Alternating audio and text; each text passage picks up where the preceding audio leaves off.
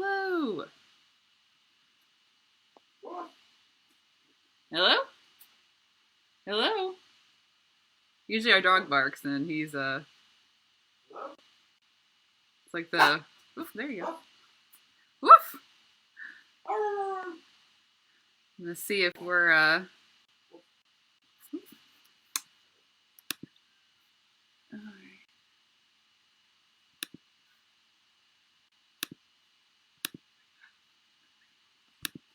all right. Give me 1 second. Hey Max, I need you to come in here for a minute.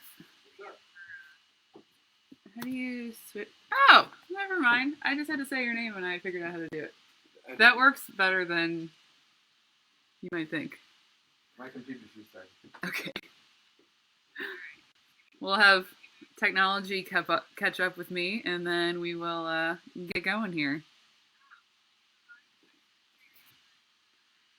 All right. Let's see. Hi.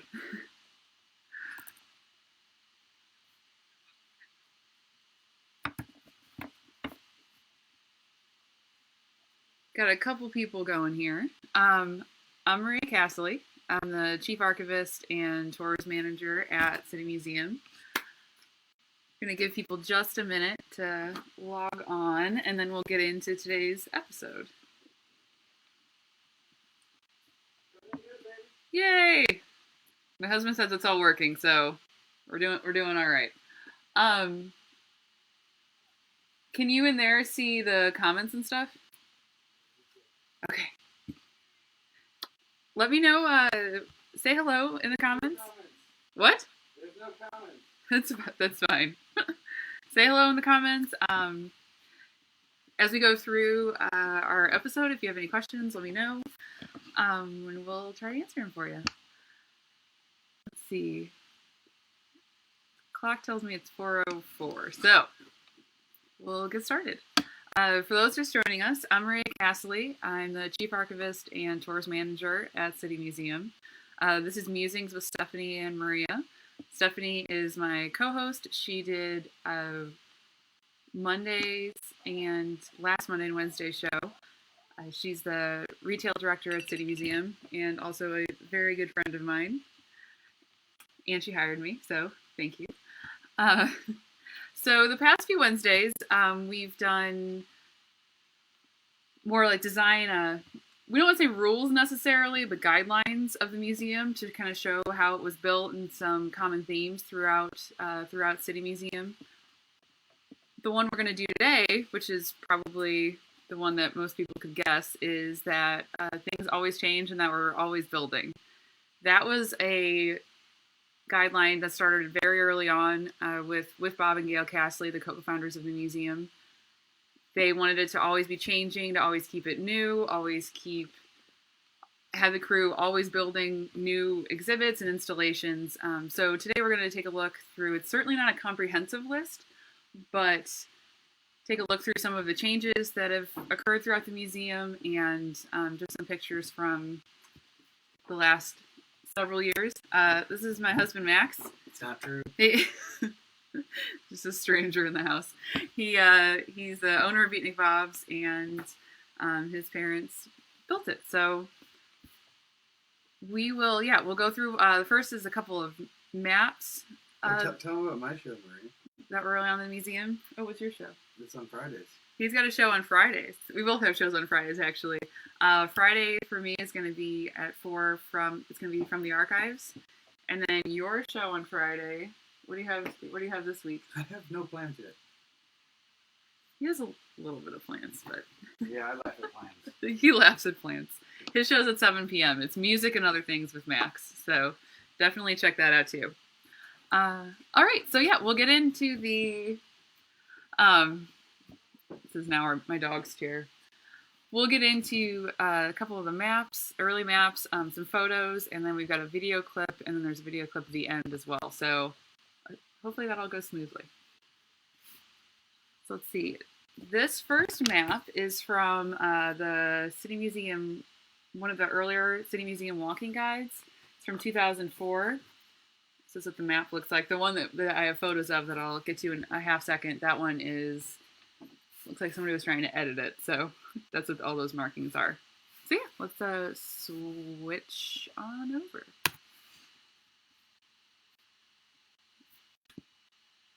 There we go.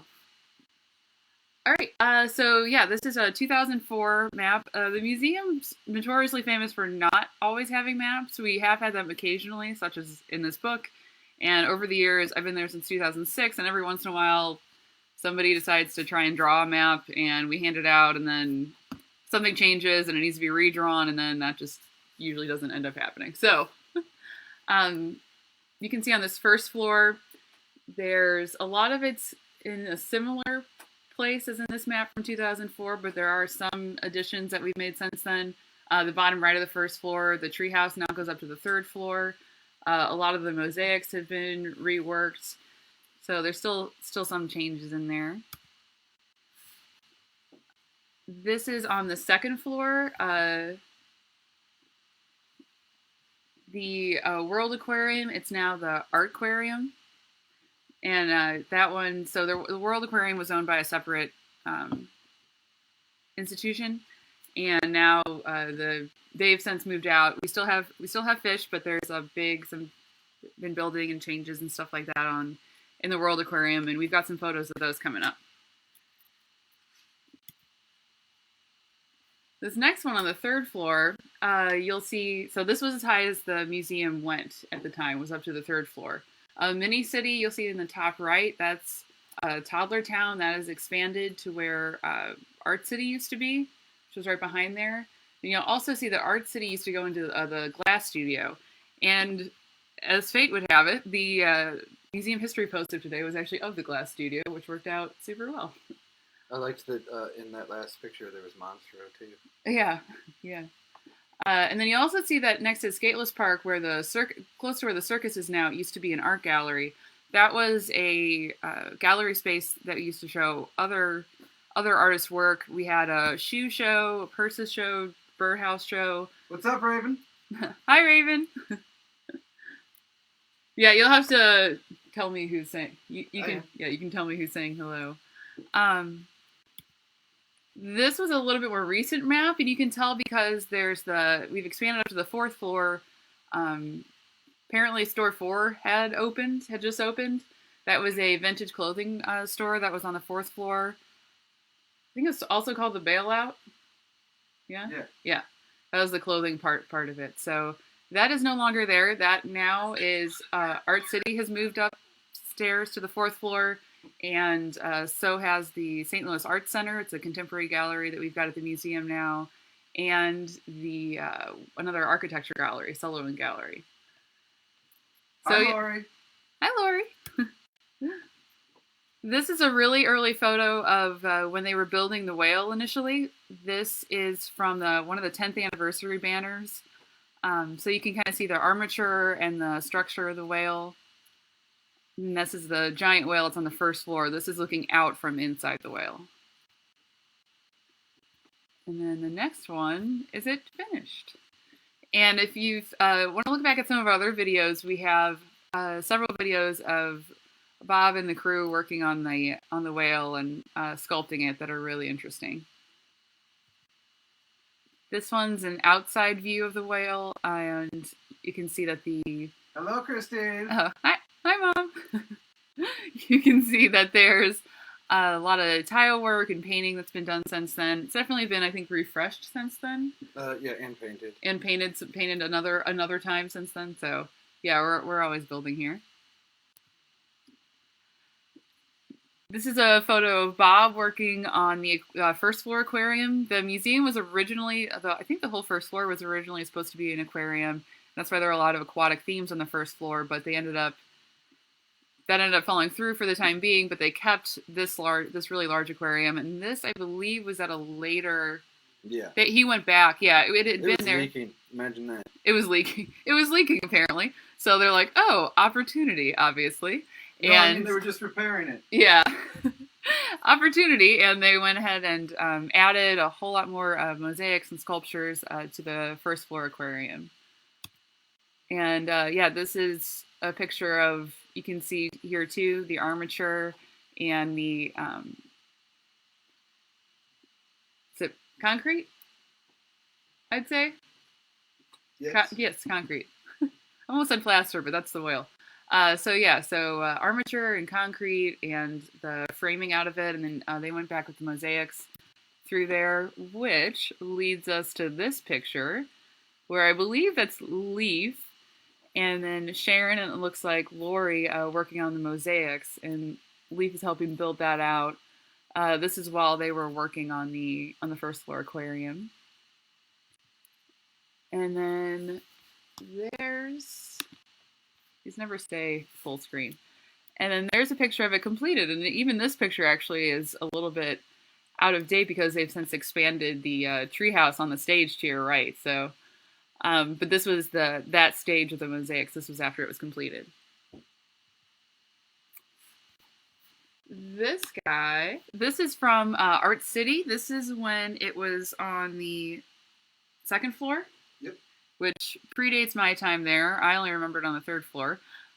So yeah, this was Art City, and then they also had a kiln and some ceramics going on in the background.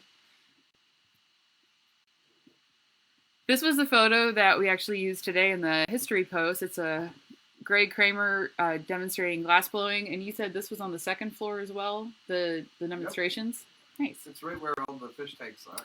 Yeah, so somebody had asked what's there now, and this is on, this is where a lot of the fish tanks are on the second floor in the aquarium. So this is what was there originally.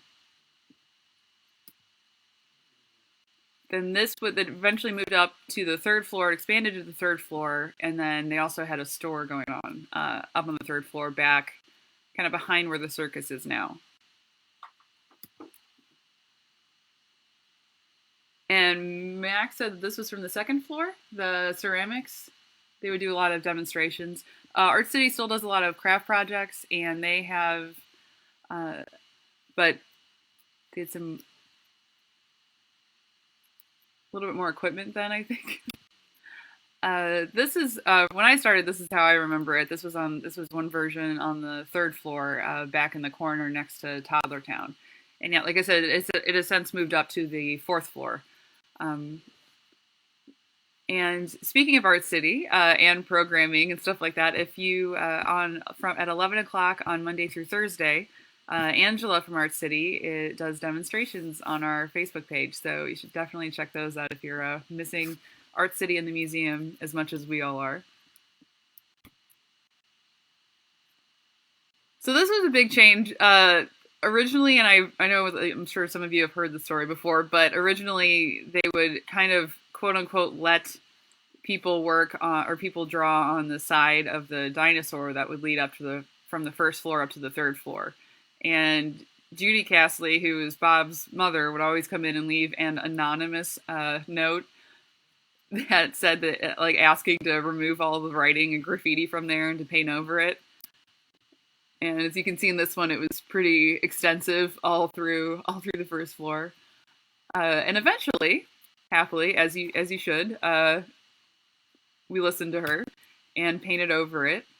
And it's stayed that way ever since then. They painted over it and they've kept it clear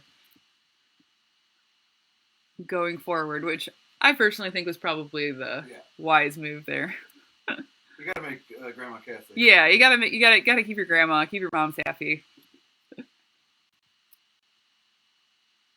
This one, this is on the second floor platform, and I'm showing you this because if afterwards, I know, Shannon, Lori Marr, who does the mosaics, is one of the people that does mosaics at the museum. She worked on the floor, and so it was originally just the concrete floor.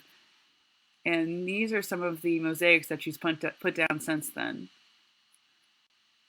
With this guy, which are just absolutely gorgeous. Should we try and switch over to that video? Yeah. How do you do that? That's the video. Oh, yeah. I just remembered that it was on this.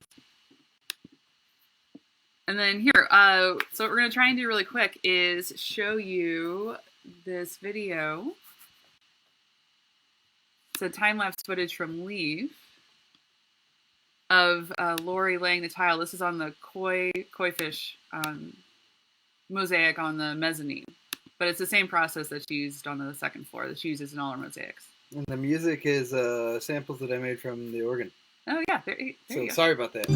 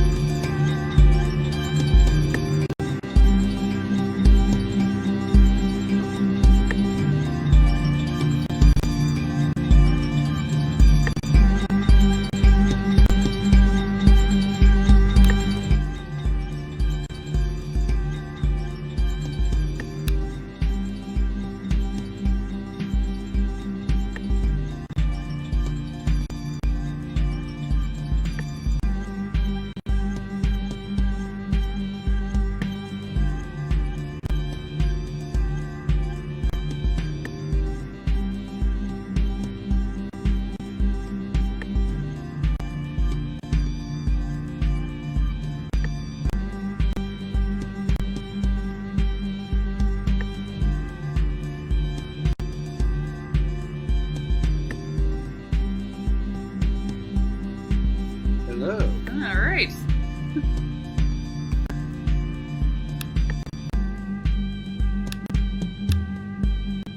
Let me get this back up.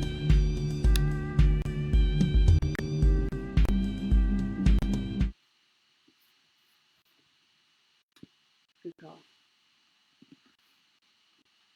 All right. Hopefully you liked that video. I think it's really cool how she lays all the tile on there. So getting back, sorry, shifting gears. I'm thrilled that worked. This is of the second floor aquarium. This is a really early photo, and there was a lot going on in the aquarium. There's a lot going on everywhere in the museum, but yeah, there were just a lot of disparate elements going on that didn't necessarily make a whole lot of sense, but just pieces and stuff like that.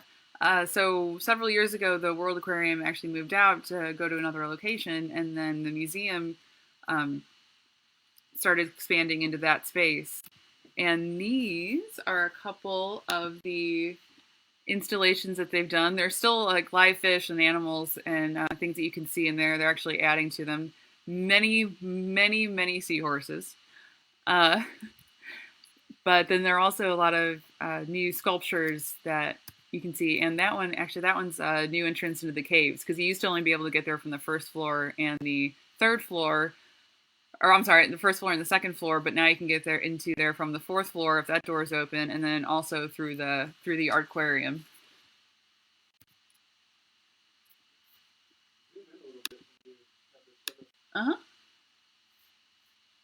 People think we're crazy when we can't like tell you how to get there, even though we're there every day. But they're always moving stuff around on us, as I'm sure any visitors can attest to. Here's another shot of the art aquarium, some newly painted sea creatures.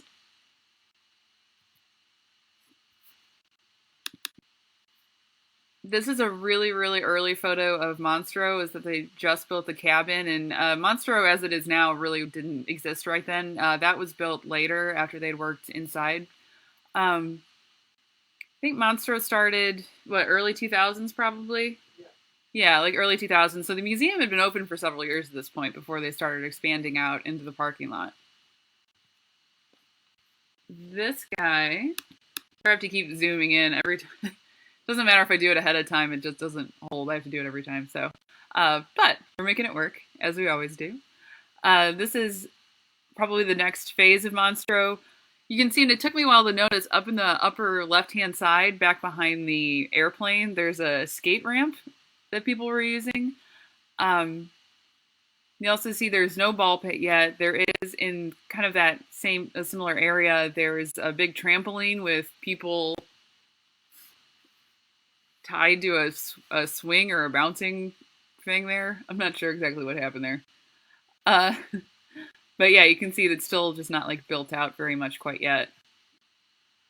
This was the next phase. This is the ball pit area. This was a big like water bladder essentially, like would store water for like militaries and for the military. And the things that they're hanging from, those were giant rubber band swings.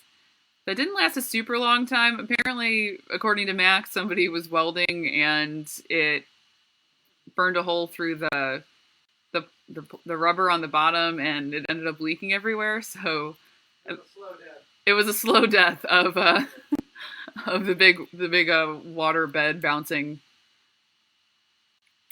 thing there. And this is probably what most of you are familiar with, is the ball pit. So that took over after the rubber band swings took leave. And this guy is an overview of what the City Museum, or what Monstro ended up growing into. And I think this is a fairly recent photo. I'm sure they've added several things since then, but you can see it's kind of hard to tell, but in the very back towards the left, there's the chain link wooden bridge that goes to the parking booth. And yeah. So let's see. This next one is, there we go. So this is a model. This was an original model when they were planning out the roof. So Bob and his crew, they didn't necessarily keep a lot of the models. I'm not honestly sure if we have this one or not. It's a question for Rick and Stephanie, for our director, to see if we have this still. We may. A lot of the models, either things were kind of made on the fly, or there would have models, but then we wouldn't hold on to them, or you'd lose track of them. So part of my job as the archivist is to kind of go through and try and keep all this stuff from here on out. But one of the interesting things about this too is I think that your dad, Bob, really originally had envisioned a water park for the roof.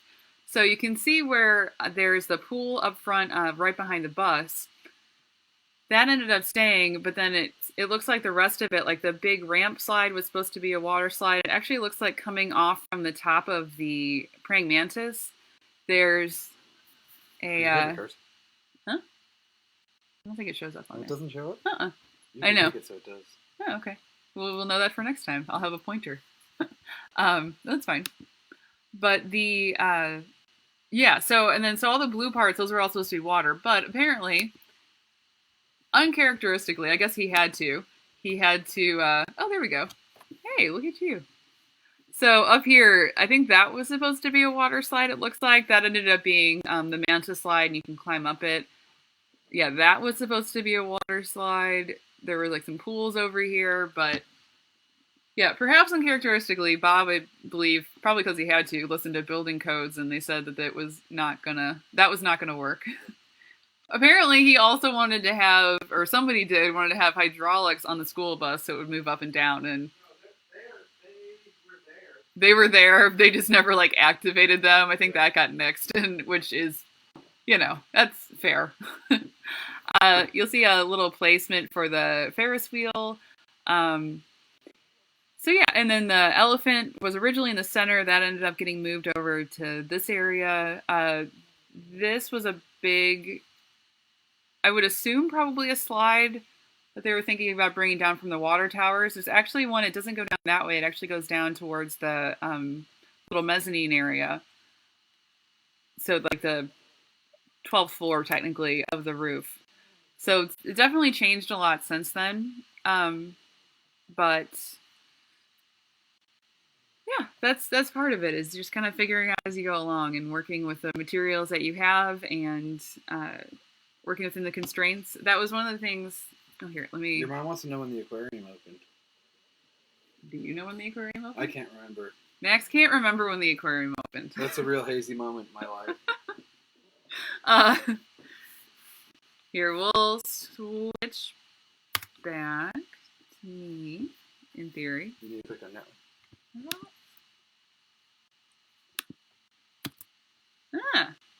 Here we go. Were you not Hi. doing that? Almost. I don't know what you're doing. So that was the model for the roof, and then Max has some footage from the rooftop now as it is now. Yes. I can't make English. complete sentences anymore. How's quarantine going for everybody else? So yeah, I hope everyone enjoyed the video. We'll show the clip of the rooftop right after this, but definitely check out some of our other videos. We really enjoy making them for you. We all miss the museum.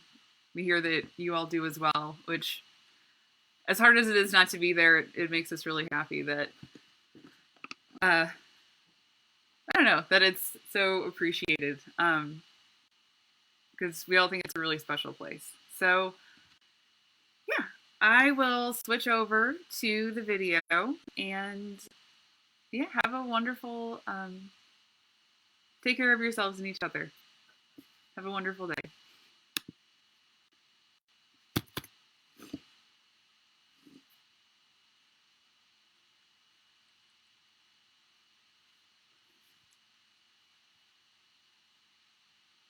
You might, mute it.